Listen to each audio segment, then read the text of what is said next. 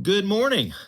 Good to see you again. I want to read to you today from the first chapter, the introduction of my forthcoming book, Church Choices, Catholicism, Calvinism, and One Man's Search for the True Church of Jesus Christ. This was just sent last week to Whiffenstock, all the front matter and back matter and chapters and so forth, and they are in the process of typesetting right now, so we're looking forward to what that's going to look like and maybe some editing to be done here later. I'm just going to read to you a couple of paragraphs from this, and maybe it'll give a little teaser as to what this is about.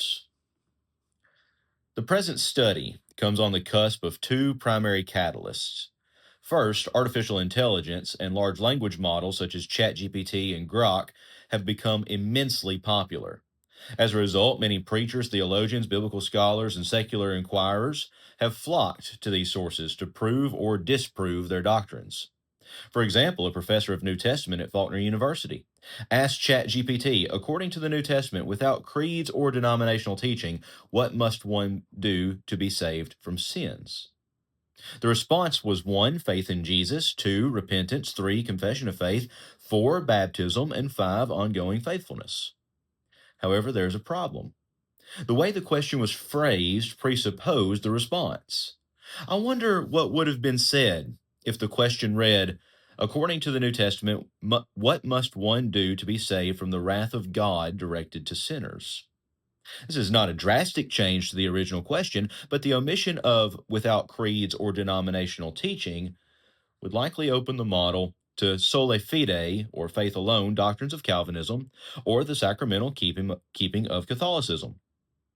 As AI tools become more common, and as more people use these tools for their theological framework, more false teaching, or at least surface level teaching, will be done.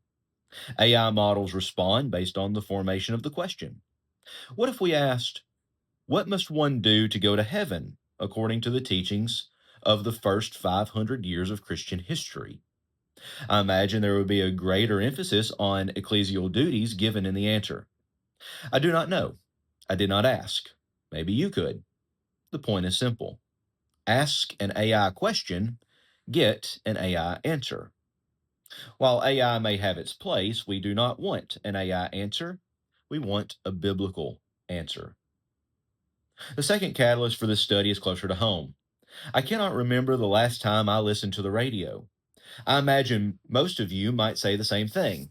Like most of you, I typically listen to podcasts, audiobooks, or the occasional YouTube video, though I refrain from watching the video while driving.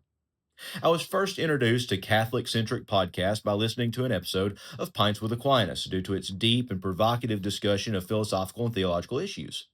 Subsequently, my wife began listening to The Lila Rose Show, primarily due to its discussion of gender issues and its fight in the pro-life movement. The topics and method of discussion were unlike anything being produced by my own faith tradition. The quality of recording, the level of guests, and the interaction of the host made these podcasts very enjoyable. However, many of the episodes would discuss Catholic doctrines such as the Rosary, Marian admiration, the priesthood, the Pope, and the Eucharist. As a biblical scholar, I wanted to engage with these teachings, not necessarily to prove them wrong, but to see if I truly knew what, and more importantly, why I believed what I believed. And that'll be enough reading for now. You'll have to wait for the book to see my conclusion and where I come down on that throughout not only the doctrines of Catholicism, but Calvinism as well. I hope you enjoyed that reading. I look forward to bringing more to you. We'll see you next time.